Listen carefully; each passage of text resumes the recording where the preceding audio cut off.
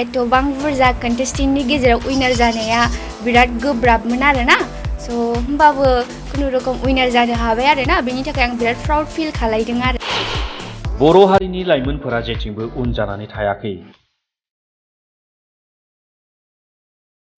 गेलेनाय, मोसानाय, मेथाइ खननाय, फावथिना बायदियाव बर' लाइमोनफोरा जाफुंसारबोदों।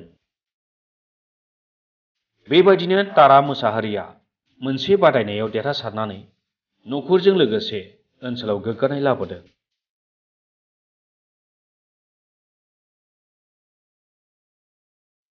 तारा मोसाहारिया गुवाहाटि नोगोरमानि रुक्मिणी गावआव खुंनाय Assam divine mega grand beauty pageant season 2 बादायनायाव सेथि जायगा आवग्रिनानै देरहासारनो हादों। बे बादायनाया गुवाहाटि नोगोरमानि रुक्मिणी गावआव थांनाय 8 आगस्टआव जादोंमोन।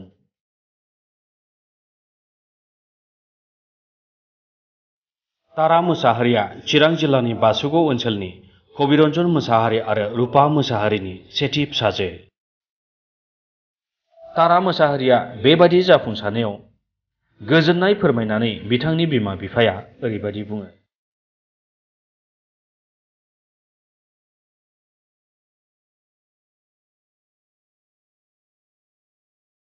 आंनि फिसाजोआ फार्स्ट राउन्डआव सेकेन्ड राउन्डआव जेनेबाबो थार्ड बाराव उइनार जादों।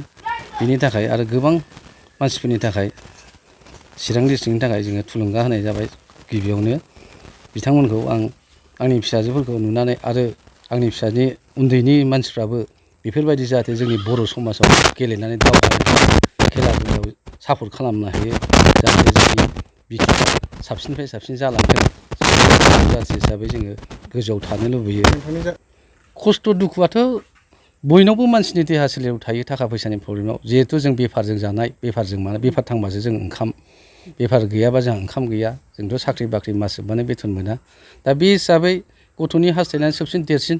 दा जिहेतु गथ'आ जुदि नाम जायोबा जोंबो नाम जाफागोन जाहाथे जोङो बेखौनो जोङो मालायनाव लायाबाबो जोङो खामानिखौ दावखोबाय जेला गारनो ओंखारबाय जेला जों गारखानांगोन।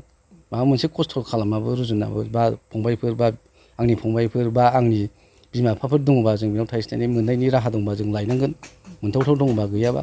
बिनि थाखायनो आं दा मालायनाव आंनि बिदा फंबायफ्रा हेल्प खालामा नङा खालामदों एसे एनैखौ हेफाजाब खालामदों मदद खालामदों थाखा फैसायाव खिन्थु आं गासिबो बुस्थुखौ हाजोबाखैबाबो आंनि न'खरनि बाय बाहागिफोरनि थाखाय आं थुलुंगा मोननानै आं बे खामानिखौ साक्सेसफुल खालामनो नाजानाय जादों।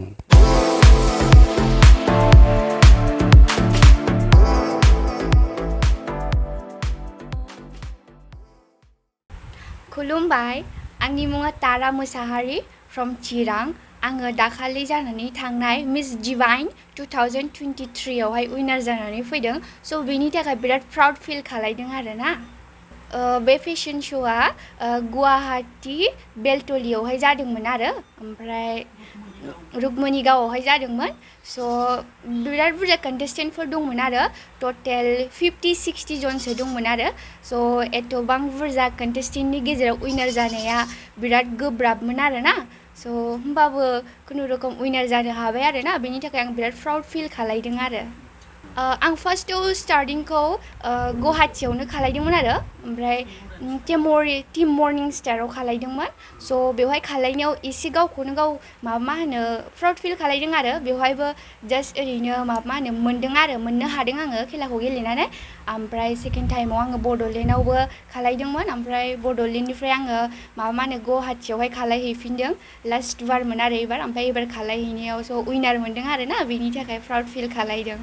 नेक्स्टनि थाखाय बहाबा गेलेनोफोर प्रिपारेसन दं नामा? नेक्स्टनि थाखाय गेलेनो प्रिपारेसन दं आरोखि गोसो दं गेलेबावनो ओमफ्राय स' आङो लाइफआवहाय मडेलिं जानो सानो आरोना मडेलिं जानानै गोजौ लेभेलावहाय थांनो सानो जे सानसे जुदि मडेलिं जानानै जुदि उथ्रिसार जानो हायोबा गावखौनो गाव प्राउड फिल खालायगोन आरो स' आङो मडेलिं जानो सानो आरो प्लास बिनि साजों एक्ट्रेसबो जानायनि ड्रिम दं आरो आंहा।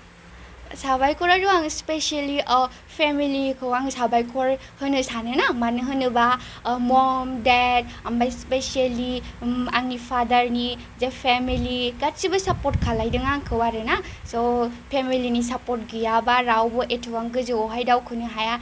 स' दानि जुगावहाय फेमिलिनि सापर्टआनो बांसिन गोनांथि जायो आरोना लाइफआवहाय स' फेमिलिनि सापर्ट थायोबा गासिबखौबो खालायनो हायो आं दा आरो मा बुंबावनो फिसाजोआ जेखौ हास्थायदों बेखौनो आं खिबु खिबु खारफालांबाय थाबाय दोनलांफाबाय थाबाय दा बे जोंहाबो न'आव एसे उसुबिदा बिबथैफ्रा एसे सहजग होबाय दा बेहाय लोगोसे गथ'नि साननायाबो जाफुंबाय दा उनफ्राव माबाफोर बोरैबाफोर जुदि माबायोबा थांबाय बायनो ओंखारबावोबा बे गावनि गोसोसै जों बेहाय बिमा बिफाया जेबो बादा गैया थांथों आं हगार हरगोन मोजां जाथोंल' जाहाथे नाम मोनो बयनिख्रुइबो साबसिन हामसिन जौगासारलाङो आं बेखौ सानो आरो देरहासारनायाव माबायदि गोजोननाय मोनदों देरहासारनायाव आं गावखौनो गाव गोजोननाय मोनदों आरो बयबो सुबुङानो मोजां मोनदों नोंनि फिसाया बिराद मोजां नाम मोनबाय आरो इयुनाव बयनिख्रुइबो साबसिन हामसिन जौगालांथों होननानै समाजनि मानसिया आंनि सिगाङाव बुंदों आरो